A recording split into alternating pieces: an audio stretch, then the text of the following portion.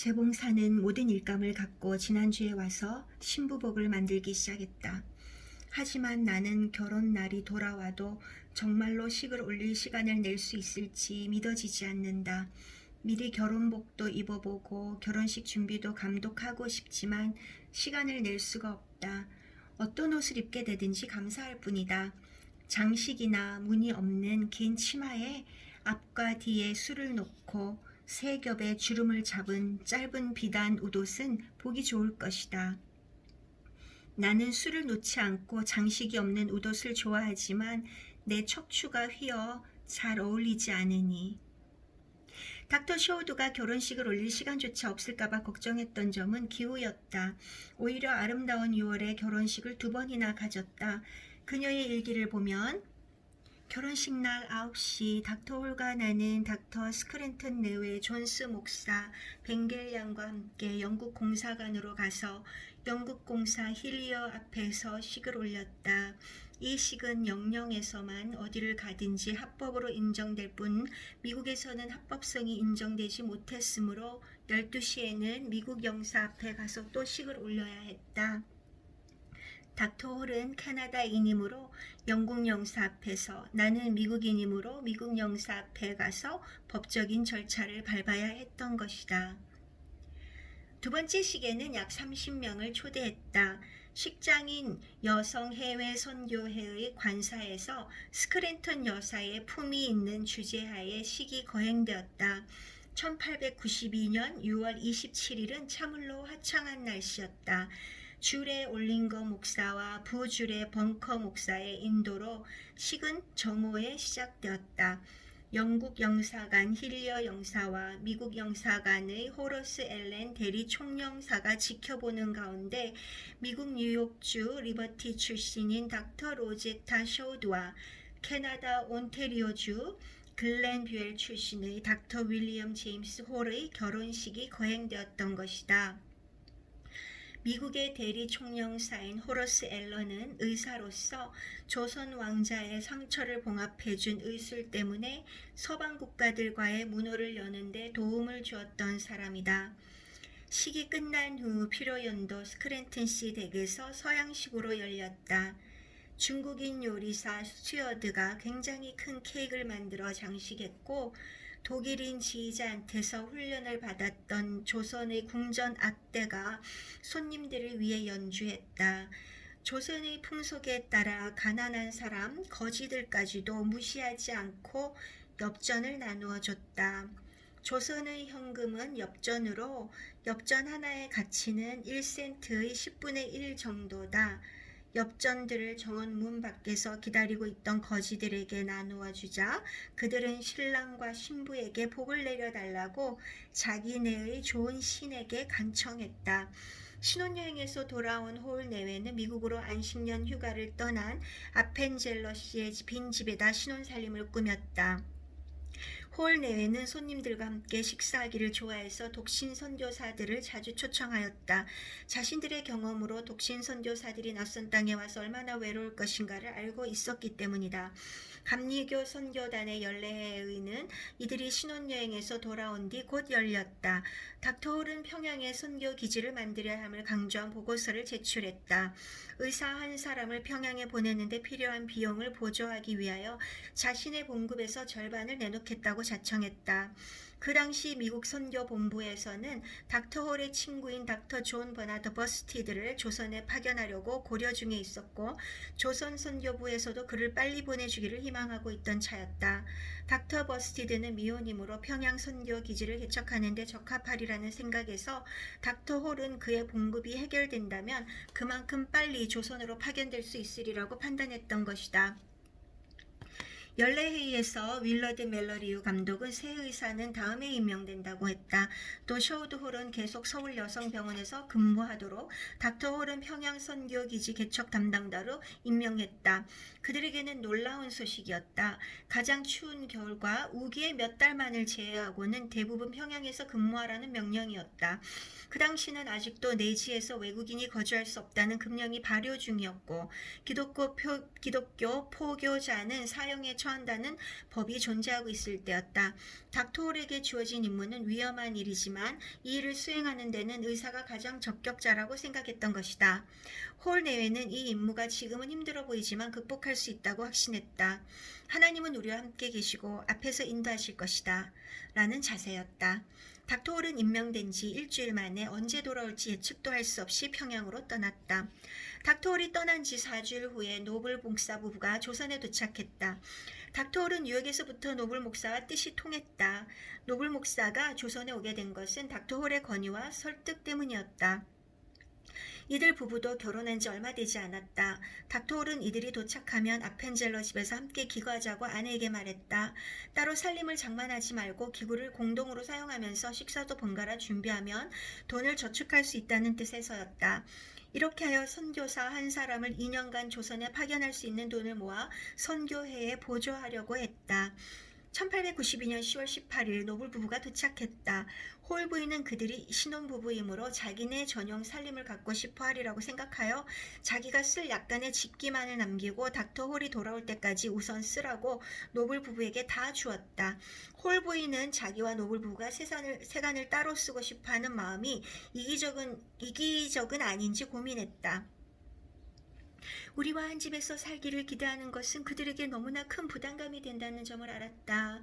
특히 노블 목사는 닥터 홀을 잘 알고 그에게 감사하고 있는 처지이므로 그들도 나와 같이 이 문제를 가지고 고민할 것이다. 이상하다. 나는 그가 이런 계획은 하지 않았어야 한다고 본다. 이런 생각은 나와 노블 부부가 이기적이기 때문일까? 우리는 모두 옳은 일을 하려고 열심이며 이곳에 선교사를 데려오는 보조비를 마련하려고 절약하지만 이런 식의 공동거주는 여하튼 자연스럽지 못한 것 같다. 그러나 닥터 홀이 지금 이곳에 있다면 이 힘든 문제를 잘 해결했을 것이다. 노블 부부는 진실한 기독교 정신을 지닌 사람들이고 우리가 하고자 하는 일에 잘 협력할 것으로 믿는다. 지금 그가 여기 있었으면 좋겠다. 하지만 그가 없는 편이 노블 부부에게는 더 좋을지 모르겠다. 왜냐하면 그는 사람을 설득하는 힘이 있으므로 상대방은 자기 의사에 관계없이 반대를 못하고 따르게 되기 때문이다. 이번 경우에는 그가 옳다고 보이지 않는다. 그러나 닥터 홀의 뜻은 상당한 효과와 실속이 있었다. 특히 남편들이 임무를 띄고 여행 중일 때 그녀들은 서로 위로하는 벗으로서 큰 도움이 되었다. 쇼우드 홀의 일기에서 이 점을 엿볼 수 있다. 1892년 11월 7일 서울로 돌아와 12일간을 지낸 후 그는 또 떠났다. 12일이란 날짜는 꿈같이 지나갔다. 지금은 그를 기다리는 시간의 연속이다. 그가 오랫동안 떠나가 있다는 걸 생각하니 날마다 우리의 사랑은 더 강해지고 이별은 가슴을 아프게 한다. 주일날 온종일 아무려 참으려 해도 눈물이 그치지 않았다. 누가 그에 대해 이야기만 해도 눈물이 흘렀다. 그러나 이제 울지는 않는다. 오늘 밤에는 상당히 용기가 나는 것 같다. 확실히 하나님의 보살핌은 크시다. 12월 5일 월요일. 사랑하는 그가 집을 떠난 지 오늘로 한 달이나 되는데도 소식이 없다. 내가 미국에 있을 때는 지금보다 더 자주 편지를 받았는데. 밤 9시 30분 그가 보낸 편지가 방금 도착했다. 그가 떠날 때는 크리스마스까지는 돌아온다고 했었는데 그날까지 돌아오지 못한다는 소식이다. 그는 평양의 선교 기지가 생각보다 순조롭게 잘 개척되고 있다고 한다. 그는 평양에 도착하자 전에 자기가 치료해서 완쾌된 소년의 집을 찾아갔다. 소년의 아버지는 그곳 관청의 어느 행정관으로 닥터 홀을 다시 만나자 매우 반가워했다. 그는 닥터 홀과 장로교 선교사인 그레이엄 리를 자기 집에 기거하라고 청하면서 가장 좋은 방 2개를 쓰라고 내놓았다. 그는 의사를 만난 게 부모를 다시 보는 것만큼 기쁘다고 말했다. 이 집은 35칸의 큰 집으로 아름다운 정원을 가진 언덕 위에 세워진 한옥이다. 거기다 도시의 한복판에 있어 시료소와 전도소로 쓰기에 알맞았다. 닥터 홀은 주인에게 혹시 이와 비슷한 조건의 집을 살 수 있을지 알아봐 달라고 했는데 집 주인은 자기 집을 $780에 사라고 제안했다. 그래서 이제 이 집을 살 수 있는 허가를 얻는 일과 자금을 모으는 것이 그의 목적이 되었다. 그는 우리 부부가 내년에는 함께 일할 수 있기를 바라고 있다. 별거는 형벌을 받는 것 같다. 그러나 그는 우리 개인의 편의를 위해 주님의 사업을 희생시킬 수는 없다고 한다. 그는 하나님이 우리에게 힘든 사명을 주시니 감사합니다. 또 감사합시다. 특별히 우리를 사랑하시는 증거입니다. 걱정하지 맙시다. 예수님을 위하여 용감히 하나님께서 주신 힘든 일을 극복함으로써 축복을 받도록 합시다. 하나님은 우리를 훈련시키시는 중이며 우리가 크게 보람 있는 생을 살 수 있도록 준비시키는 것입니다. 모두가 잘된 일입니다. 라고 말한다. 닥터홀은 평양을 떠나 서울로 돌아올 때 노상에서 강도에게 살해당한 사람을 발견했다. 시체 곁에는 상처가 심한 사람 하나가 쓰러져 있었는데 간호해주지 않는다면 이 추운 겨울 날씨에 살아남지 못할 게 틀림없었다. 이 장면은 무대만 달랐을 뿐 귀에 익은 성경 이야기의 재판이나 다름없었다. 처음 본 순간 닥터홀은 여기에 말려들지 말고 그냥 지나가자는 강한 유혹을 느꼈다. 그러나 시간과 돈은 모자랐으나 그는 자신이 무엇을 해야 할지 알고 있었다. 그는 우선 부상자에게 응급치료를 해준 다음 짐을 실었던 나귀에 그 사람을 조심스레 태우고는 그날 아침에 떠났던 여관을 향하여 길을 되돌아갔다. 여관에 도착한 그는 여관 주인이 부상한 사람에 대하여 아무런 동정심도 갖지 않을 뿐 아니라 여관에 들여놓는 것조차 거절하는 것을 보고 놀랍고 분개했다. 간절한 설득과 힘든 흥정 끝에 주인은 마지못해 부상자가 묵을 방을 내놓았다. 그는 여관을 나서면서 나중에 평양에 가는 길에 여관에서 약속을 잘 지켰는지 확인하겠다고 다짐했다. 갖고 있던 돈은 모두 여관 주인에게 주었으므로 닥터홀은 이제 초라한 음식이나마 하루에 한 끼밖에 먹을 수 없었다. 그는 강도에게 습격을 받게 된다 해도 빼앗길 게 없어 잘 됐다고 억지로 자신을 위로했다. 그는 제대로 먹지 못하고 먼 길을 걷느라 지쳐서 곧 길바닥에 쓰러질 지경이었다. 그때 전부터 안면이 있었던 한 일본인 의사를 만났다. 북쪽 지방을 탐사 여행차 오고 있었던 일본인 의사는 닥터홀에게 있어 하나님이 보낸 사람이었다. 그 일본 의사는 원래 새끼를 통해 여행할 계획이었는데 그렇게 했다면 닥터홀은 그를 만나지 못했을 게 틀림없었다. 빈 지갑에는 다시 돈이 들어왔다. 몸과 마음도 새 힘으로 충만하여 그는 여행을 계속했다. 그가 일정대로 도착하지 못해 걱정하고 있었던 그의 아내는 남편이 도착하자 한시름 놓았다. 닥터홀이 임명받은 평양구역은 서울에서 평양까지 180여 마일에 걸친 지역을 포함한다. 1893년 2월 네 번째로 내지 여행을 떠날 때 그 평양의 가옥을 구입해도 좋다는 허가를 이미 받았고 이에 대한 모금을 시작했었다. 이번 여행에는 노블 목사가 동행하였다. 이때 여행 경험을 노블 목사는 자세히 기록하고 있다. 조선에서의 여행은 불편이 한두 가지가 아니다. 선교사의 진정한 모습을 시험하는 이상한 고통과 시련이 많다. 이런 시련을 대하는 그의 모습은 감명 깊었다. 그는 마치 편한 기차 여행이라도 하는 것 같이 어려움을 즐겁게 대처해 나갔다. 어느 날 아침 여관을 출발하려는데 짐꾼들은 언제나처럼 서로 자기 짐이 남보다 많다고 언쟁을 시작했다. 그들은 한 발자국도 움직이지 못하겠다고 우겨댔다. 닥터홀은 흩어져 있는 짐 더미들과 거친 짐꾼들을 둘러보고는 아무 말 없이 주저앉더니 종이 한 장을 주머니에서 꺼내 읽기 시작했다. 간청이나 화를 내는 것이 통하지 않는 이런 상황에서 그의 외교적 수완은 효과를 가져왔다. 짐꾼들은 서둘러 짐들을 나귀에 싣고는 곧 길을 떠났다.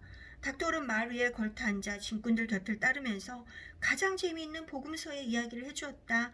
마치 아무 일도 없었던 듯이.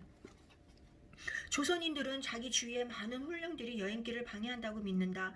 푸른 나무, 물방울을 튀기면서 흐르는 개울물, 초록색 언덕, 초가지붕, 벽이나 마루 등 모든 것에 보이지 않는 혼령들이 있어서 사람의 여행길을 괴롭힌다고 생각한다.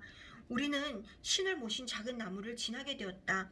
나무 밑에는 행인들이 하나씩 던지고 간 돌들이 쌓여 있었고 돌 무덤 위에는 종이와 헌금줄들이 매여 있었다. 짐꾼들은 이런 장소를 지날 때마다 머리를 숙여 절을 했다. 닥터홀은 후에 어떤 기회를 타서 짐꾼들에게 그러한 귀신을 섬겨봤자 아무런 만족도 얻을 수 없다고 설득하면서 그리스도를 믿어보는 게 어떻겠냐고 제안했다. 평양의 쉬료소에서도 닥터홀의 생활은 그 자체가 설교였다. 그의 곁에 있으면 구세주를 더 잘 알게 된다. 그는 조선인처럼 방바닥에 주저앉아서 그를 보러 온 사람들을 만났다. 어떤 사람들은 호기심 때문에, 어떤 사람들은 치료를 받으러 왔다. 어떤 목적으로 왔건 떠날 때는 참으로 훌륭하고 선한 사람이라는 인상을 간직하고 갔다. 한 번은 평양에서 외국인에게 증오심을 가진 어느 관리의 역량으로 군중들이 들고 일어난 적이 있었다. 조선인들의 적개심이 어떻게 터져나올지 예측할 수 없는 상태일 때 나는 닥터홀에게 이 상황의 전망에 대해 어떻게 생각하느냐고 물어보았다. 그는 만일 하나님이 한 사람을 희생시켜서 이 도시의 문을 여실 생각이라면 나는 그 희생자가 되기를 피하지 않겠다고 대답했다. 미세스 홀도 남편이 없는 서울에서 열심히 일했다. 1893년 3월 28일 그녀의 일기를 보면 나는 동대문에서 방금 돌아왔다. 이달 15일부터 매주 화요일과 금요일에는 그곳에서 의료봉사를 하기로 했다. 그곳은 아직 치료 대상자들이 많지 않다. 목수들이 쉬러서 근무를 해서 일하고 있기 때문이다. 그러나 장소가 매우 적합하므로 앞으로 틀림없이 치료소는 커질 것이다. 동대문 시료소의 사업은 역시 커졌다. 건물이 완성되자 볼드윈 시료소라 부르게 되었다. 1897년 이 시료소는 닥터 릴리언 해리스의 책임 아래 있었는데 그녀는 1902년에 사망했다. 그 후 1912년에 이 장소에 병원이 설립되어 볼드윈 시료소를 대신했고 그녀의 이름을 따서 릴리언 해리스 기념병원이라고 명명되었다. 닥터 로제타 홀도 한때 이 병원의 원장을 지냈다. 이 병원이 이화여대 부속병원의 전신이다. 홀 부인은 동대문의 새 진로소, 원래 맡고 있던 여성병원, 다른 시료소의 정기적인 의료봉사, 학교에서의 생리학과 약물학 강의 등을 계속했다. 김점동은 특별히 뽑힌 학생으로 시료소에서 약을 짓고 환자들을 간호하고 있었다.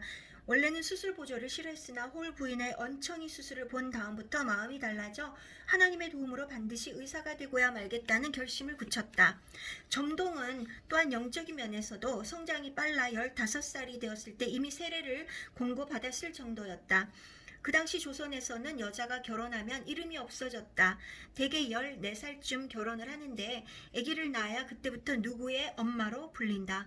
그러나 선교사들은 조선 부인이나 소녀들에게 세례명을 주었다. 김정동의 세례명은 에스더였다. 에스더는 홀 부인의 특별한 조수였다. 후에 내지로 들어가 닥터홀과 합류하여 일하게 될 경우 에스더를 데리고 갈 생각이었다. 홀 부인의 일기에 그때 상황이 적혀있다. 1893년 3월 28일 그가 떠난 지 오늘로 5주째가 된다. 그의 이번 여행은 평양에는 4번째, 의주에는 2번째다. 9개월 전 어저께가 우리의 결혼날. 우리는 전보다 더 사랑하고 있다. 그는 지난 3월 16일에 쓴 편지에서 그동안 그가 원했던 집을 2채 사게 됐다고 한다. 하나는 선교와 의료봉사 장소로 적합하고 또 하나는 뒤쪽에 높은 지대에 있어서 우리가 살기에 좋은 집이라 한다. 이번에 서울로 돌아오면 5월에는 나와 함께 평양에 갈 수 있기를 바라고 있다. 나도 그렇게 되기를 무척 바라고 있었다. 닥터 커틀러가 새 여의사로 이번 주에 도착할 예정이므로 나는 아마 한두 달을 이용할 수 있을 것이다. 그는 하루 5, 60명의 환자들을 보고 있다. 의료봉사가 이처럼 커진 것은 평양 감사의 덕택이다. 감사는 닥터홀을 쫓아내달라고 요청한 주민들에게 이렇게 대답했다. 그 외국인은 나쁜 사람이 아니다. 그는 신사다. 병든 사람들을 고쳐주고 가난한 사람을 돕는데도 좋은 사람이 아니란 말이냐. 서울에서도 외국인이 여기에서처럼 병을 고쳐주고 있다. 그러니 너희들은 그를 겁낼 필요가 없다. 그리고 이 외국인은 국왕으로부터 내지에 여행해도 좋다는 허가를 받았으니 누구든지 그를 방해하거나 말썽을 일으키면 관청으로 잡아올 것이다. 라고 선포했다. 닥터홀은 한 3년쯤 지나야 고쳐질 주민들의 선입관이 이렇게 하여 빨리 무마되었다고 생각한다. 장로교회 모페트 목사, 리 목사, 수월론 목사도 지금 평양에 가 있다. 하나님은 훌륭하게 조선의 북쪽 지방에 선교의 문을 열어주고 계신다. 나는 그곳 여성들을 위해 일하기를 열망한다. 내가 에스더에게 예수님을 위하여 평양에 가서 일할 생각이 있느냐고 물었더니 그녀는 이렇게 대답했다.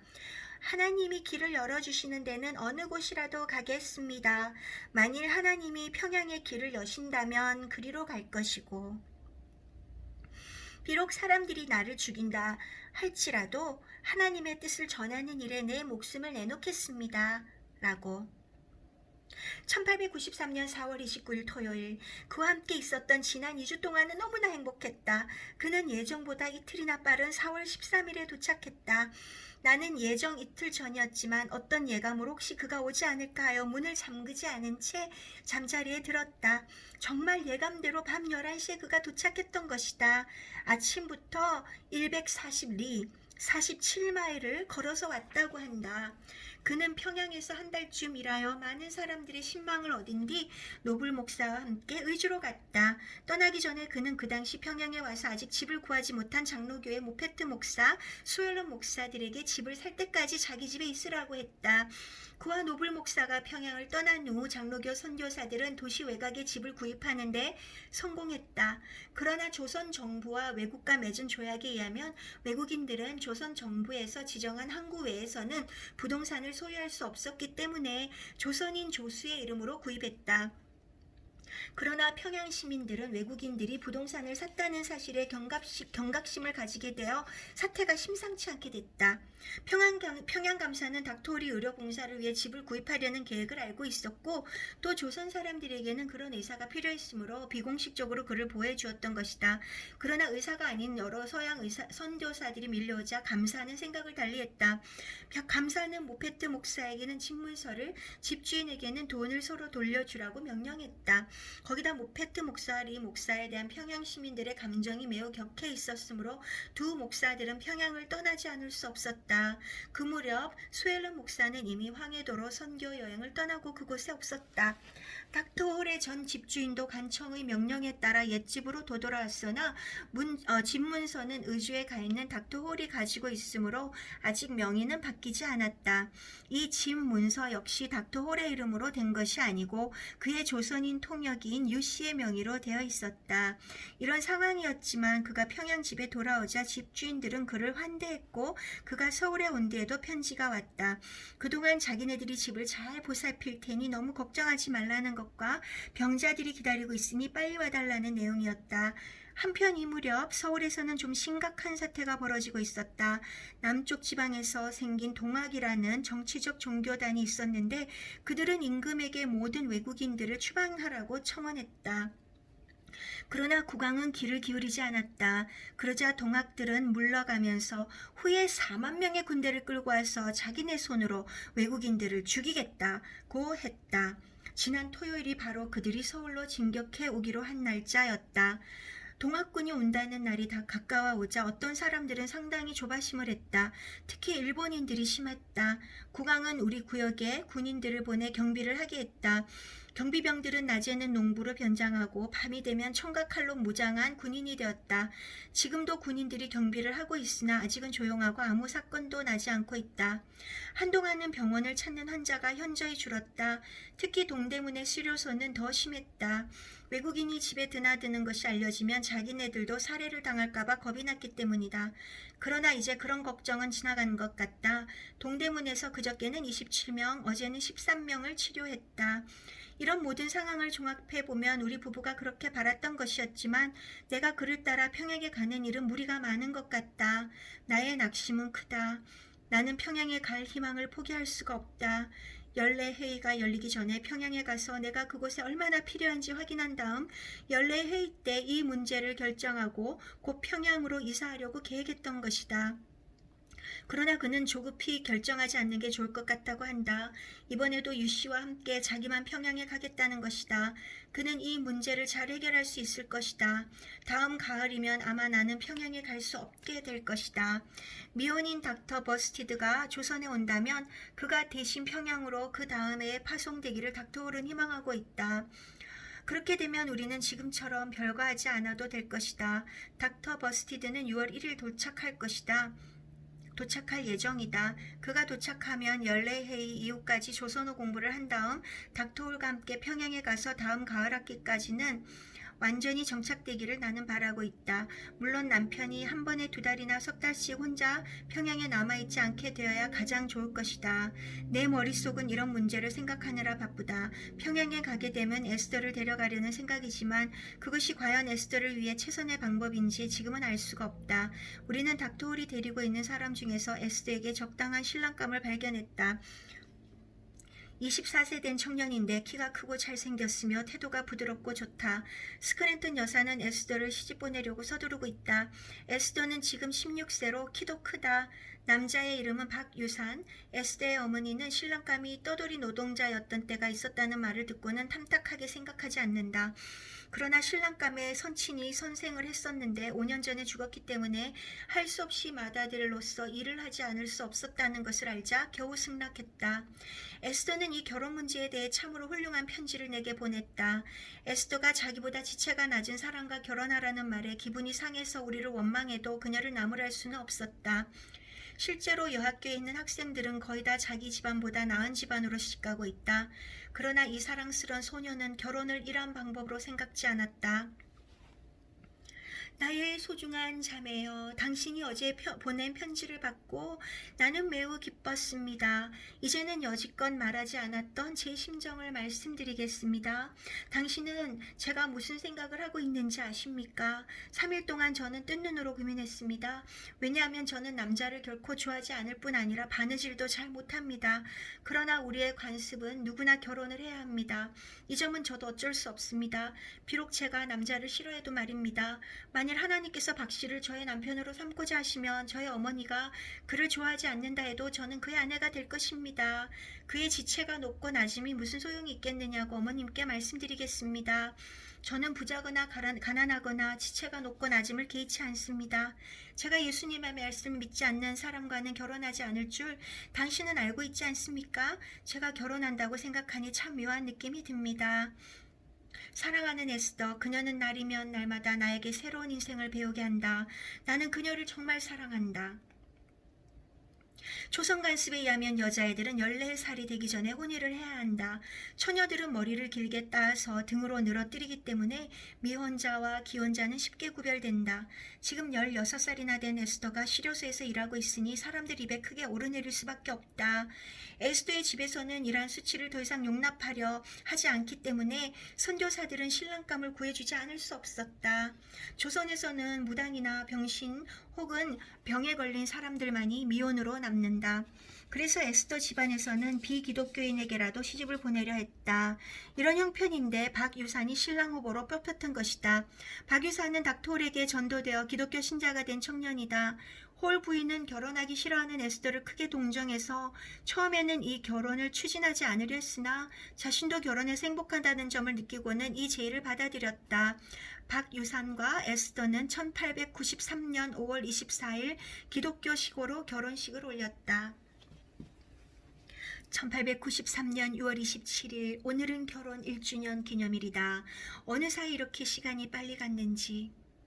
우리에게는 지난 1년이 가장 행복한 해였다. 그 해는 나를 만나 비로소 완전한 행복을 얻었다고 지치지도 않고 되뇌인다. 우리의 앞날은 매우 밝아 보인다. 비록 또 한 해를 어디에서 일하게 될지는 모르지만 그것은 하나님의 뜻에 달린 것. 하나님이 인도해 주시는 길이면 어디든지 가겠다는 결심이 서 있다. 우리는 현재 닥터 맥일이 살던 집에서 편안히 살림을 하고 있다. 우리 방들은 한쪽 편에 있고 노블씨 부부의 살림방들은 다른 편에 있다. 홀, 식당, 창고방, 부엌은 두 집이 같이 쓴다. 우리들은 전과 마찬가지로 노블 부인이 한 달간 맡으면 다음 달에는 내가 하는 식으로 살림을 교대로 맡고 있다. 그이와 노블 목사는 그동안 자기네 봉급에서 저축했던 돈을 닥터 버스티드의 여비와 1년간 체재비로 제공하겠다고 선교회에 제안했다. 이것이 통과되어 닥터 버스티드가 조선에 파견되었다. 그는 지금 우리 집에 하숙하고 있다. 지난 며칠 동안은 병원 건물 내에 그의 방을 꾸며주느라고 바빴다. 우리들 모두는 닥터 버스티드를 무척 좋아한다. 그는 이미 우리 가족의 일원이 되었다. 노블 여사가 이달의 살림당번이다. 그녀는 오늘 저녁 1892, 1893이라는 글씨로 장식한 케이크를 만들었다. 나는 내 결혼식 때의 신부 케이크를 내놨다. 결혼식이 끝나면 서양에서는 신부가 곱게 싼 작은 케이크들을 하객에게 나누어 주는데 이 케이크는 매우 달아 수년간 두어도 상하지 않는다. 조선에서는 우기가 7월 초순경에 시작된다. 이때가 되면 선교사들은 휴가를 가질 수 있고 조선말을 공부할 시간을 얻을 수가 있다. 대부분의 환자들도 장마철에는 개울물이 불어서 건너오지 못한다. 또 농사일도 너무나 바빠 병원에 찾아올 수가 없다. 병원 일이 한가해졌으므로 있으므로 홀 부부는 서울 근처에 있는 북한산으로 캠핑을 떠났다. 홀 부인은 캠핑 생활을 일기에 썼다.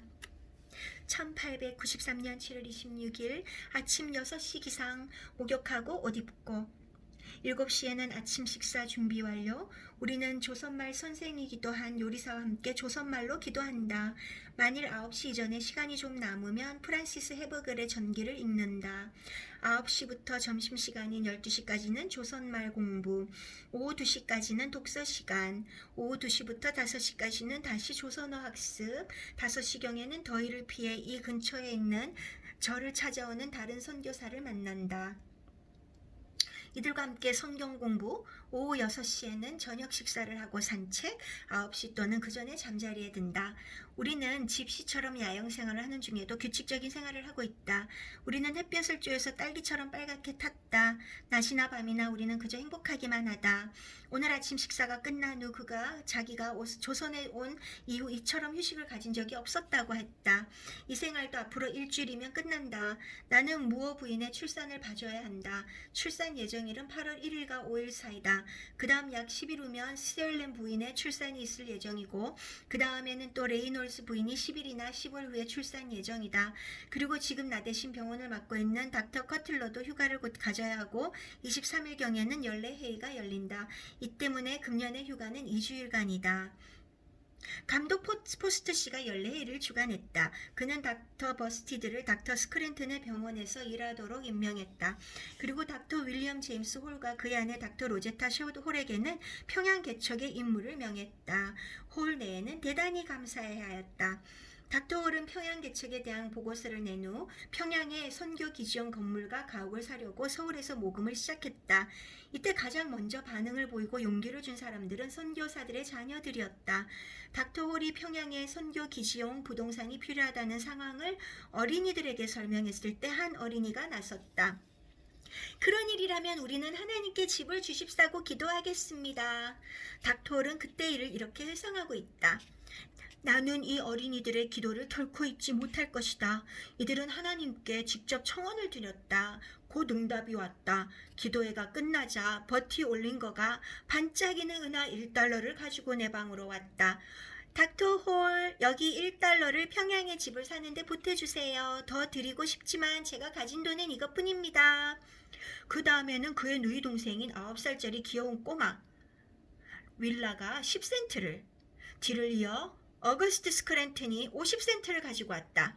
이때 하나님의 자녀들이 이 꼬마들이 가져온 돈은 총액이 불과 1달러 60센트에 지나지 않았지만 빵 5개와 2마리의 생선으로 5,000명의 군중을 먹이신 하나님은 이 아이들의 선물을 늘려 8개월 후에는 1,479달러 99센트가 모금되게 해주셨다.